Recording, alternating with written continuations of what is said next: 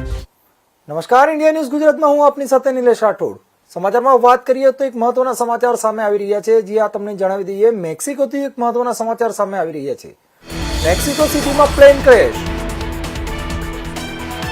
ક્રેશમાં 10 લોકોના મોત. વિમાનમાં સવાર તમામ 10 લોકોના થયા મોત. ત્યાં તમને જણાવી દઈએ, મેક્સિકોથી એક મોટા સમાચાર સામે આવી રહ્યા છે. મેક્સિકો સિટીમાં પ્લેન ક્રેશની ઘટના સામે આવી છે. આ પ્લેન ક્રેશની ઘટનામાં કુલ 10 લોકોના મોત થયા છે. વિમાનમાં સવાર તમામ 10 લોકોના મોત નીપજ્યા છે. મેક્સિકો સિટીમાં એક ગંભીર પ્લેન ક્રેશની ઘટના સામે આવી છે.